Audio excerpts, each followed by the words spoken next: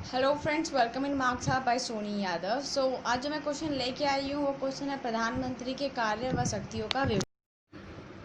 भारत के अनुच्छेद 75(1) के अनुसार भारत के जो प्रधानमंत्री की नियुक्ति है वो राष्ट्रपति द्वारा किया जाएगा। नियुक्ति के संबंध में काफ़ी सारी परंपराओं का विकास हुआ। पहली जो परंपरा है वो ये है कि लोकसभा में बहुमत प्राप्त दल नेता के चयन के पश्चात राष्ट्रपति उसे सरकार बनाने के लिए आमंत्रित करता है। दूसरा, बहुमत प्राप्त दल अपने नेता का चयन सर्वसम्मति से करने का प्रयास करता है। तीसरा, जब लोकसभा में किसी भी दल को बहुमत प्राप्त ना हो तो ऐसी स्थिति में राष्ट्रपति लोकसभा में सबसे बड़े दल का जो नेता होता है उसे प्रधानमंत्री नियुक्त करता है और अपनी सरकार बनाने के लिए आमंत्रित करता है। इसका उदाहरण देखने को मिलता है 11वीं और 14वीं लोकसभा में जो सबसे बड़ा भाजपा दल के श्री अटल बिहारी वाजपेयी तथा कांग्रेस के डॉक्टर मनमोहन सिंह को राष्ट्रपति ने आमंत्रित किया था प्रधानमंत्री बनने के लिए। जो चौथा पॉइंट है वो ये है कि यदि लोकसभा में सबसे बड़े दल के के लिए सरकार बनाना अगर संभव ना हो तो ऐसी स्थिति में राष्ट्रपति अपने स्व विवेक का इस्तेमाल करके राष्ट्रपति की नियुक्ति करता है। अब प्रधानमंत्री को प्रधानमंत्री पद से हटाने के लिए क्या प्रावधान है? जब लोकसभा में प्रधानमंत्री का जो बहुमत है वो समाप्त हो जाता है तो उस स्थिति में क्या करना होता है? उस स्थिति में प्रधानमंत्री को त्यागपत्र देना पड़ता है और उस समय क्या है, राष्ट्रपति को अपने स्व विवेक का इस्तेमाल करके वो ये निर्णय ले सकता है कि उसे किसको नेक्स्ट प्रधानमंत्री नियुक्त करना है या वो अपनी पसंद से प्रधानमंत्री को नियुक्त कर सकता है। इसका जो उदाहरण है वो है 1970 में जब जनता संसदीय दल में विभाजन हो जाने के कारण मोरारजी देसाई ने प्रधानमंत्री पद से त्यागपत्र दिया था। तो उस समय जो राष्ट्रपति थे श्री नीलम संजीवा रेड्डी ने सर्वप्रथम विरोधी दल के जो नेता श्री चरणों को आमंत्रित किया और उन्हें उनके मना करने पर जनता पार्टी का जो दूसरे नेता थे श्री जगजीवन राम, तो उन्हें पार्टी का संसदीय दल द्वारा नया नेता चुना गया था। उनको आमंत्रित ना करके चौधरी चरण सिंह को प्रधानमंत्री बनाया राष्ट्रपति ने, जबकि उनका जो दल था वो अल्पमत में था। 1966 के निर्वाचन के बाद लोकसभा के किसी भी दल को बहुमत प्राप्त नहीं हुआ। तो इस उदाहरण के बाद ये देखने को मिलता है कि एक बार जब राष्ट्रपति के पास पावर आ जाए, जब पहला प्रधानमंत्री त्यागपत्र दे दे, अपने पद से इस्तीफा दे दे, तो उस स्थिति में राष्ट्रपति के पास काफ़ी ज़्यादा शक्तियाँ आ जाती है जिनका वो अपनी मर्जी से प्रयोग कर सकता है और उस स्थिति में वो किसी बहुमत दल के नेता को या दूसरे विरोधी दल के नेता को प्रधानमंत्री बनाने की बजाय अपने पसंदीदा जो नेता है उसको प्रधानमंत्री नियुक्त कर सकता है और उसके इस फैसले पे किसी को कोई विरोध करने का जो अधिकार जो है वो नहीं है। अब जो नेक्स्ट है वो है प्रधानमंत्री और उसका मंत्रिमंडल। प्रधानमंत्री और उसके मंत्रिमंडल में क्या संबंध है? पहला जो पॉइंट है मंत्रियों की नियुक्ति। उसके प्रधानमंत्री का जो मंत्रिमंडल है अनुच्छेद भारत के संविधान अनुच्छेद 75(1) के अनुसार राष्ट्रपति प्रधानमंत्री को नियुक्त करता है और साथ ही राष्ट्रपति प्रधानमंत्री से सलाह मशवरा करके परामर्श करके अपने अन्य मंत्रियों की नियुक्ति करता है। क्योंकि प्रधानमंत्री बहुमत दल का नेता होता है, अतः व्यवहार में उसे अपने मंत्रिमंडल को बनाने की पूर्ण स्वतंत्रता होती है। सेकंड जो पॉइंट है वो ये है विभागों का वितरण। अब अपने मंत्रिमंडल के जो मंत्री है उसका चयन प्रधानमंत्री ने कर लिया। अब उसके बाद जो विभागों का जो वितरण है वो भी प्रधानमंत्री की इच्छा अनुसार होता है। नियुक्ति के बाद मंत्रियों को विभाग के वितरण का भी उत्तरदायित्व जो है वो प्रधानमंत्री के पास होता है, ताकि मंत्रिमंडल जो है कुशलता एवं एकजुटता के साथ कार्य कर सके। साथ ही आवश्यकता पड़ने पर प्रधानमंत्री के पास जो है अपने जो उनके विभागों में फेरबदल करने की भी शक्ति है। थर्ड जो पॉइंट है वो ये है मंत्रियों की पदच्युति, यानी कि भारतीय संविधान 75(2) के अनुसार जिस प्रकार नियुक्ति उसी प्रकार पद से संसदीय लोकतंत्र में किसी मंत्रिमंडल को पदच्युति यानी कि उसके पद से हटाया भी जाने का जो विशेषाधिकार है वो मंत्री के पास है। यदि प्रधानमंत्री जो है मंत्रिमंडल के किसी मंत्री के कार्य से असंतुष्ट है या नाखुश है तो उस स्थिति में वह उससे त्यागपत्र की मांग कर सकता है और इसी त्यागपत्र की मांग के द्वारा उसे जो यानी कि वो जो मंत्री है उसको उसके पद से हटाया जाता है। फोर्थ जो पॉइंट है वो है मंत्रिमंडल के कार्य संचालन पर नियंत्रण, क्योंकि पूरे मंत्रिमंडल का निर्माण जो है वो प्रधानमंत्री के सलाह मशवरा से राष्ट्रपति करता है, पदों का विभाजन भी राष्ट्रपति करता है, ठीक है। उसके बाद उसके मंत्रियों को पद से हटाने का भी अधिकार है प्रधानमंत्री के पास। अब इतनी सारी शक्तियों के साथ साथ मंत्रिमंडल का जो और क्योंकि मंत्रिमंडल का जो नेता है वो प्रधानमंत्री होता है, ठीक है, बहुमत दल का नेता प्रधानमंत्री होता है, तो उस स्थिति में मंत्रिमंडल के जो कार्य संचालन पर नियंत्रण है वो उस पे भी उसका भी पूर्ण अधिकार प्रधानमंत्री का है। पूर्ण नियंत्रण मंत्रिमंडल में होने वाला निर्णय प्रधानमंत्री का निर्णय होता है। महत्वपूर्ण प्रश्नों पर वाद विवाद को प्रोत्साहन देना प्रधानमंत्री का काम है और मंत्रिमंडल में व्यक्त विचारों की उपेक्षा नहीं हो सकती। यानी कि मंत्रिमंडल के जो मंत्री है अब किसी कानून पे या किसी विधेयक पे अपना मत देते हैं तो उसको उपेक्षा यानी कि उसको नकारा नहीं जा सकता, डायरेक्ट उसे अस्वीकार नहीं किया जा सकता, उस पर बात विचार किया जाना होता है। अब भारत के प्रधानमंत्री और राष्ट्रपति की बात करते हैं। इससे पहले वाली कुछ वीडियो में हमने देखा कि राष्ट्रपति कितना पावरफुल होता है, उसके पास कितनी सारी शक्तियाँ होती है, बट इन शक्तियों का जो एक्चुअल जो यूज़ करता है वो मंत्रिपरिषद और प्रधानमंत्री करते हैं। संसदीय शासन में कार्यपालिका का जो वास्तविक अध्यक्ष होता है वो प्रधानमंत्री होता है, राष्ट्रपति नहीं। यानी संविधान के अनुसार जो शक्तियाँ हैं वो राष्ट्रपति को दिया गया है, लेकिन उन शक्तियों का जो यूज़ करता है, प्रयोग जो करता है वो प्रधानमंत्री और उसके मंत्रिमंडल द्वारा किया जाता है। उनकी प्रधानमंत्री और उसकी मंत्रिमंडल के अगेंस्ट जाकर राष्ट्रपति अपने किसी भी फैसले को लागू नहीं कर सकता। पहला जो पॉइंट है वो है नाम मात्र के लिए राष्ट्रपति प्रधानमंत्री की नियुक्ति करता है। कुछ विशेष परिस्थितियों में प्रधानमंत्री का चयन राष्ट्रपति के विवेक पर ही निर्भर है, जैसे कि जब किसी दल को बहुमत प्राप्त ना हो या फिर बहुमत वाला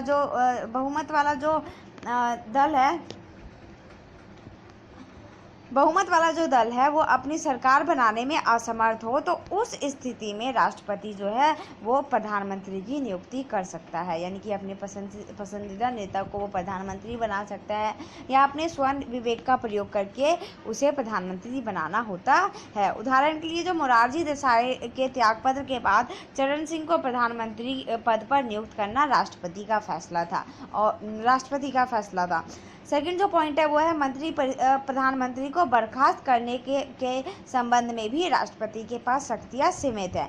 यदि राष्ट्रपति ऐसे किसी भी प्रधानमंत्री को बर्खास्त कर दे जिसे लोकसभा का समर्थन प्राप्त है, तो उस स्थिति में जो राष्ट्रपति की भी जो शक्तियां है वो बिल्कुल ख़त्म हो जाएगी। यानी बिना प्रधानमंत्री के राष्ट्रपति भी अपनी शक्तियों का प्रयोग करने में असमर्थ है। जैसे कि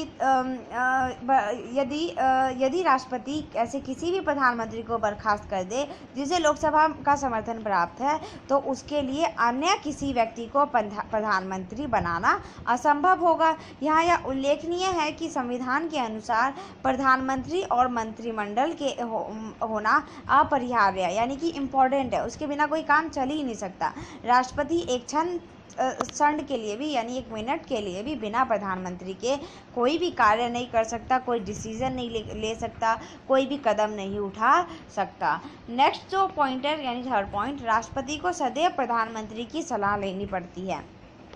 वह एक ऐसी सुनहरे पिंजरे में कैद है जो देखने में तो बहुत ज़्यादा सुंदर लगता है और ऐसा लगता है कि अंदर सारी सुख सुविधाएं हैं, यानी कि बहुत सारी शक्तियां हैं, लेकिन एक्चुअल में जो राष्ट्रपति है वो नाम मात्र रबड़ स्टैंप की तरह यूज़ होता है, या कहें कि उसे रबड़ स्टैंप भी समझना भूल होगी। उदाहरण के लिए राष्ट्रपति KR नारायण ने संविधान के दायरे में रहते हुए ऐसे बहुत सारे निर्णय लिए जिससे यह लगा कि वह संवैधानिक मूल्यों का हनन नहीं होने देंगे, क्योंकि भारतीय संविधान के अनुसार जो एक्चुअल जो राष्ट्रपति की शक्तियों का प्रयोग है वो प्रधानमंत्री और मंत्रिपरिषद द्वारा होता है। लेकिन इसका ये मतलब नहीं है कि राष्ट्रपति रबड़ स्टैंप हो गया, उसको किसी भी तरीके से यूज़ कर लिया गया या उसके जो सिग्नेचर है वही कहीं उसे कहीं पे भी ले लिया गया। एक्चुअल में जो प्रधानमंत्री की राष्ट्रपति की जो शक्तियां हैं वो सीमित तो है, लेकिन उनका सही तरीके से उपयोग करना वो राष्ट्रपति के स्वयं विवेक पर निर्भर करता है। उदाहरण के लिए यहाँ पे राष्ट्रपति KR नारायण का उदाहरण दिया गया है, जिसके अनुसार उन्होंने ऐसे बहुत सारे फैसले लिए जिससे ये इसका पता चलता है कि संवैधानिक मूल्यों का जो राष्ट्रपति है वो कभी हनन नहीं होने देंगे और अपनी शक्तियों का KR नारायण राष्ट्रपति ने काफ़ी सही तरीके से प्रयोग किया। नेक्स्ट जो पॉइंट है वो है प्रधानमंत्री का यह अधिकार कि वह राष्ट्रपति को सभी महत्वपूर्ण नियुक्तियों के संबंध में परामर्श दे। यानी कि राष्ट्रपति जितनी भी नियुक्तियां करता है, चाहे वो उच्च अधिकारियों की हो, न्यायाधीशों की हो या IPS IAS के पोस्ट के लिए जो भी लोग होते हैं उनकी नियुक्ति करता है, तो उस स्थिति में जो प्रधानमंत्री के पास ये शक्ति है कि वो राष्ट्रपति को सलाह मशवरा दे कि किन्हें पदों के लिए नियुक्त किया जाना चाहिए। उदाहरण के लिए श्री वेंकट रामन राष्ट्रपति की भूमिका आपात रोशनी है जो बिजली चले जाने पर स्वयं ही जल जाती है। एक राइटर है वेंकट रामन जिन्होंने ये कहा है कि राष्ट्रपति की जो भूमिका है वो आपात रोशनी की तरह है। यानी कि एक जो भारत का जो राष्ट्रपति है उसकी जो स्थिति है वो जनरेटर की तरह है, जो है कि यदि लाइट चली जाए, यानी प्रधानमंत्री बाय चांस अगर किसी वजह से अपनी शक्तियों का उपयोग ना कर सके या प्रधानमंत्री कुछ समय के लिए ना रहे, तो उस स्थिति में राष्ट्रपति अपनी शक्तियों का प्रयोग करके शासन सत्ता यानी सरकार को चला सकता। अब जो है प्रधानमंत्री और संसद के बीच में जो संबंध होता है, जो प्रधानमंत्रियों को शक्तियाँ के पास जो शक्तियाँ जो उसे पावरफुल बनाती है, वो ये है। फर्स्ट पॉइंट जो है वो ये है कि संसद संपूर्ण शक्तियों पर नियंत्रण रखता है। प्रधानमंत्री के परामर्श से ही लोकसभा का अध्यक्ष, लोकसभा की कार्यवाही, वाद विवाद, विधेयक आदि का समय निर्धारित किया जाता है। यानी कि संसद में की जो जितनी भी शक्तियाँ हैं उस पर जो नियंत्रण है वो प्रधानमंत्री का है। प्रधानमंत्री जो सलाह देगा उसी के अनुसार लोकसभा का अध्यक्ष चुना जाएगा, लोकसभा की कार्यवाही का समय निर्धारित होगा, वाद विवाद कौन सा विधेयक आना चाहिए, इन सब की जो मंजूरी है वो प्रधानमंत्री ही देता है और उस पर परामर्श भी यानी सलाह भी प्रधानमंत्री से ही की जाती है। जो नेक्स्ट पॉइंट है वो है महत्वपूर्ण नीतियों की घोषणा।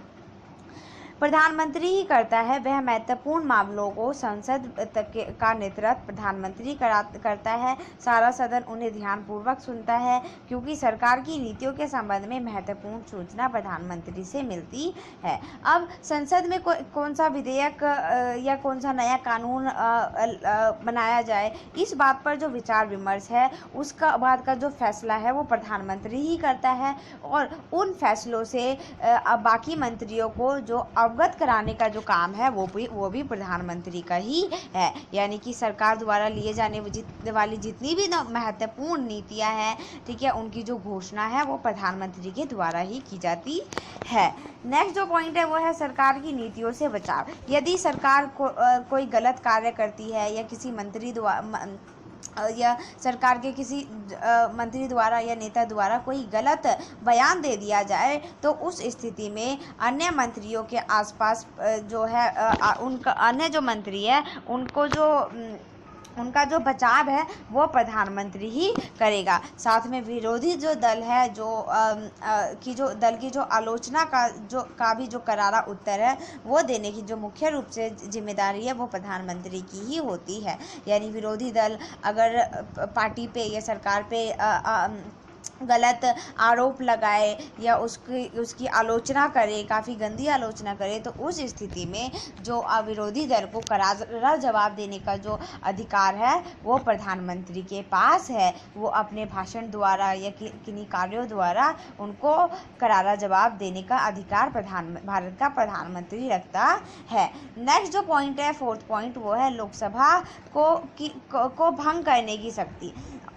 अब लोकसभा को भंग करने की भी जो शक्ति है वो प्रधानमंत्री के पास है। यदि प्रधानमंत्री की सर्वसम्मति से या उसके इच्छा के विरोध में जाकर अगर कोई कार्य किया जाए तो उस स्थिति में जो प्रधानमंत्री है उसके पास ये राइट है कि लोकसभा को भंग कर दिया, लोकसभा को जो प्रधानमंत्री है वो भंग कर सकते हैं। राष्ट्रपति को, और इसमें जो सबसे बड़ा पॉइंट है वो ये है कि राष्ट्रपति जो है उसको प्रधानमंत्री के इस फैसले को मानना ही पड़ता है। अनुच्छेद 85 2B के तहत लोकसभा को भंग करना ही पड़ेगा राष्ट्रपति को।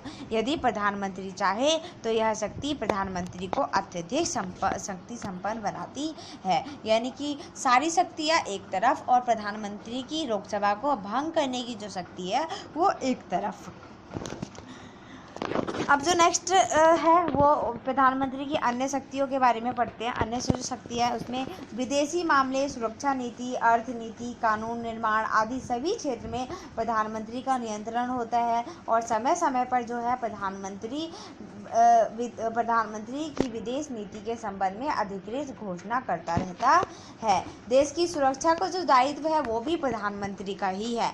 रक्षा मंत्रालय भी प्रधानमंत्री के विश्वास पात्र व्यक्ति के अधीन है, क्योंकि युद्ध व शांति का सरकार पर सीधा प्रभाव पड़ता है। देश की जो सुरक्षा का दायित्व है वो प्रधानमंत्री का है, और जो रक्षा मंत्रालय है उसके भी जो महत्वपूर्ण मंत्रियों की जो नियुक्ति है वो राष्ट्रपति प्रधानमंत्री की सलाह से ही करता है, क्योंकि यदि देश पे कोई संकट आए तो वो जो संकट है और युद्ध की संकट या शांति समझौता वो सब उन सब का सरकार पर सीधा प्रभाव पड़ता है।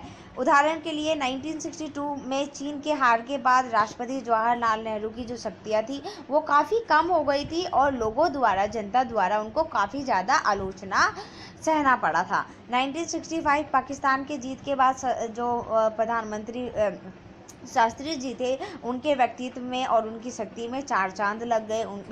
लोग उनके उनके द्वारा उठाए गए कदम से काफ़ी ज़्यादा खुश थे। वहीं 1971 में पाकिस्तान के जब टुकड़े हुए तो उसका जो श्रेय है, उसका जो उसका श्रेय है वो प्रधानमंत्री इंदिरा गांधी को दिया गया। जो भारतीय बजट है, यानी कि इस साल का जो बजट पेश होगा उस पे भी जो प्रधानमंत्री है वो कड़ी निगरानी रखता है, क्योंकि आर्थिक नीतियों का दूरगामी परिणाम होता है, यानी कि आर्थिक जो नीतियाँ होती है, आर्थिक नीतियों के जो फ़ायदे होते हैं वो उसका जो रिज़ल्ट है वो काफ़ी लॉन्ग टर्म होता है और देश पर उसका काफ़ी तगड़ा जो असर है वो पड़ता है। और सरकार अगर आर्थिक नीतियों में भी सही फैसला सही कदम उठाए तो उसका जो रिज़ल्ट निकलता है वो ये निकलता है कि देश का जो विकास है उसको गति मिलती है, आर्थिक विकास को गति मिलती है, लोगों की जो स्थिति है वो सुधरती है, और इसका जो श्रेय है वो जो